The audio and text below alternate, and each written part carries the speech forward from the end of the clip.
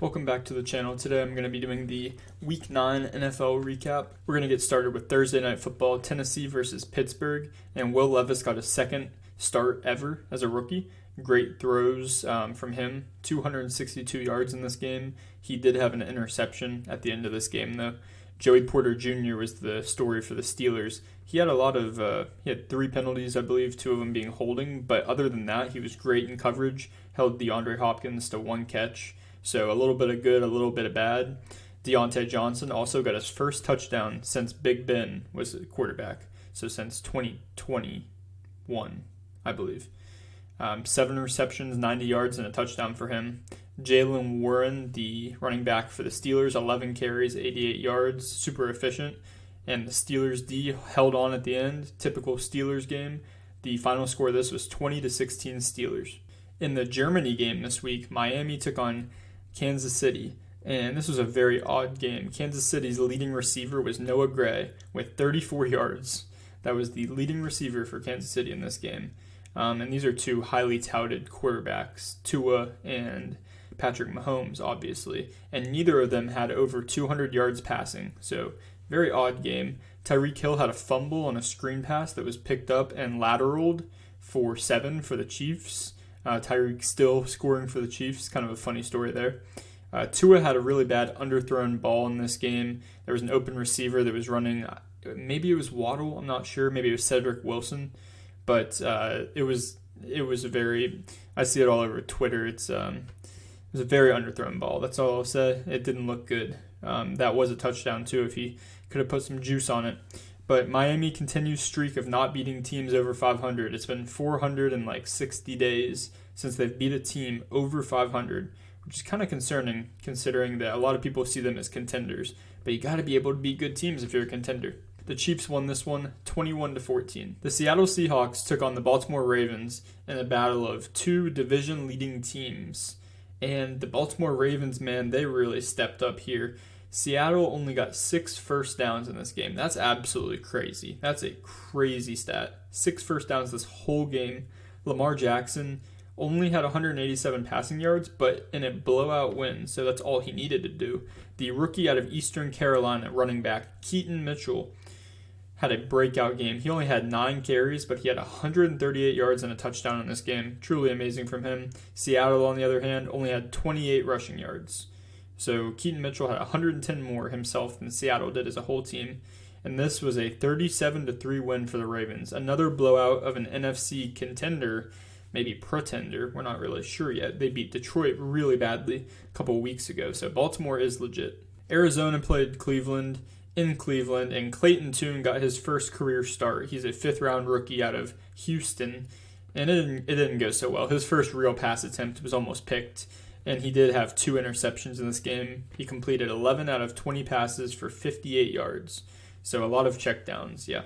Against a really stout Cleveland defense, just not a great matchup for your first matchup.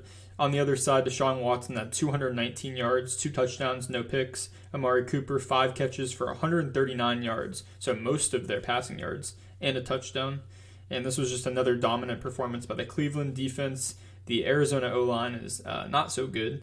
This Cleveland defense got 7 sacks on them, so they won this game 27-0. The Tampa Bay Buccaneers played the Houston Texans, and man, was this game of the week. Oof, what a game here. Actually, maybe not game of the week, but it was close. Definitely a game. CJ Stroud with the performance of the year for quarterbacks so far. He broke the rookie record, 470 passing yards, 5 touchdowns, no interceptions. Absolutely MVP day for him. Crazy day. 3 Texans receivers were over 100 yards. Dalton Schultz, Tank Dell, and Noah Brown, actually. Pretty weird. But Stroud led the game-winning drive. On the other side, Baker had 2 touchdowns, no picks. Pretty good day for him. Not to be overshadowed, even though it was. Rachaad White also had 2 touchdowns on the ground. Cade Otton, the tight end for the Tampa Bay Buccaneers, also had 2 touchdowns. And both of these teams had less than 100 yards rushing, but a ton of passing yards, and a shootout that Stroud led the Texans to win 39-37 over the Buccaneers. The Bears took on the Saints, and Taysom Hill had a pass touchdown and a reception touchdown, and was the leading rusher in this game. It was one of those games for the Saints. Tyson Bagent, as the quarterback for the Bears, had 2 touchdowns, but 3 picks that were pretty rough. Cole Kmet had 2 touchdowns for the Bears. And on the receiving side of those interceptions, Paulson Adebo had 2 interceptions and a fumble recovery in this game. He balled out and got NFC Player of the Week. And the Saints took this game 24-17 over the Bears. You'd like to see them win by more against Tyson Bagent, but 24-17 was the final. Another crazy storyline game. The Vikings took on the Falcons in Atlanta, and Josh Dobbs had to come into this game because rookie out of BYU, Jaron Hall, got hurt. So Josh Dobbs didn't even know the linemen, didn't know the receivers' names for the most part. But we'll call this one the Josh Dobbs game. He had 2 touchdowns passing, 1 rushing, led this Minnesota Vikings team, got the 2-point conversion, and they ended up winning this game 31-28. Bijan Robinson still was not getting any goal line touches. Pretty puzzling from Arthur Smith, head coach of the Falcons. But Jonnu Smith, maybe he likes the last name of Jonnu Smith, he got an end around at the goal line and ended up with 5 catches, 100 yards, and a touchdown. The Falcons took a really bad loss here, losing this one 31-28 by a Josh Dobbs-led team that didn't even know that he was going to come in and play, and he didn't even know who he was playing with. The Vikings win this one, though. The Rams took on the Packers in the snoozer of the day, and this one ended up being 20-3. The Packers won this. Brett Rypien was the Rams starting quarterback because Stafford was out, and Jordan Love had an efficient day, 20 of 26, a touchdown, no pick. Aaron Jones, 73 yards and a touchdown. Nice to see him healthy again. That hamstring really seems to bother him. And just nothing going on offense for the Rams. So a pretty boring game at Lambeau. Always in control for the Packers here. And they win this 20-3. Sam Howell and the Commanders took on the New England Patriots in Foxborough, where Sam Howell again threw for a ton of yards. Eric Bieniemy, the offensive coordinator for the Commanders, is just using Sam Howell like he used Mahomes, just slinging that thing. 325 yards, 1 touchdown, 1 pick. Ramondre Stevenson for the Patriots, 9 carries, 87 yards, and a touchdown. Demario Douglas, rookie out of Liberty, was the leading New England receiver with 5 catches, 55 yards. And Jahan Dotson's back on the scene, 4 catches, 69 yards, and a touchdown. The Commanders took this one 20-17 over the Patriots in Foxborough. The Colts played the Panthers, and the Panthers were really looking for a bounce back. They've been struggling here, but Bryce Young threw 3 picks, only 1 touchdown, and 2 of those picks were pick sixes. Horrible. And even worse, they were to the same corner. Kenny Moore had 2 pick sixes in this game, which is an absolutely crazy thing. Probably hasn't been done much ever, if ever. And Bryce Young scored more points for Indianapolis than he did for Carolina. 14 because 2 pick sixes being with extra points or 7. So 14 points for Indy, and he only scored 13 for Carolina. So really rough from them. It's also Frank Reich playing his former team from last year, the Colts. Carolina's struggles continue. They fall to 1-7, and it's not looking so great for them. Giants took on the Raiders, and a fired-up Antonio Pierce-led Raiders team really did look fired up. Sadly, Daniel Jones went down with a torn ACL in this game. He is out for the season. Hopefully we'll be back by the beginning of next year. It's just so brutal to see.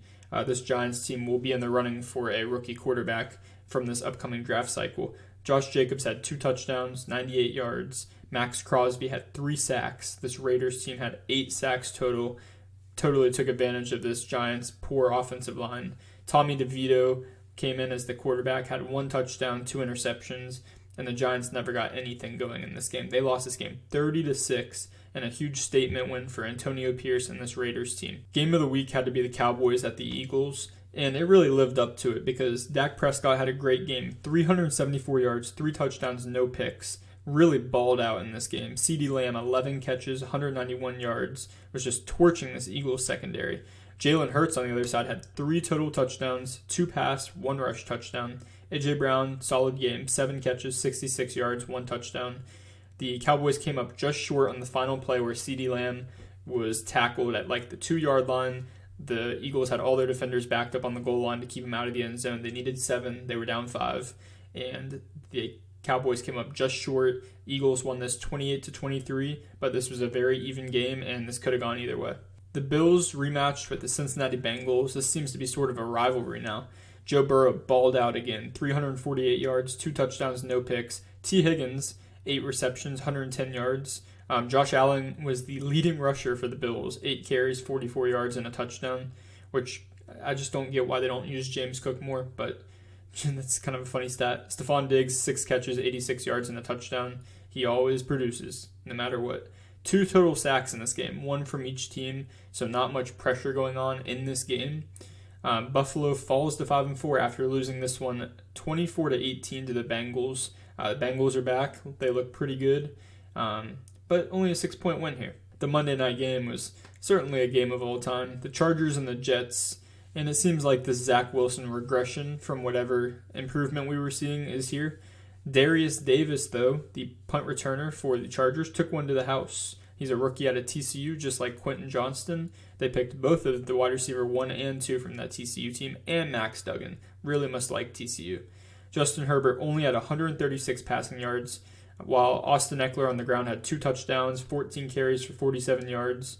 Zach Wilson, no touchdowns, no picks, 263 yards. A lot just, really not very important yards there. Garrett Wilson with 7 catches, 80 yards here for the Jets. Zach Wilson had 2 fumbles lost, 3 total, 1 they got back on top of.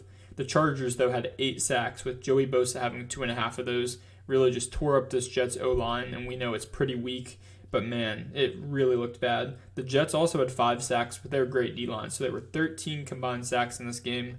Not good O-line play and great defensive line play, as the Chargers won this one 27-6 over the Jets.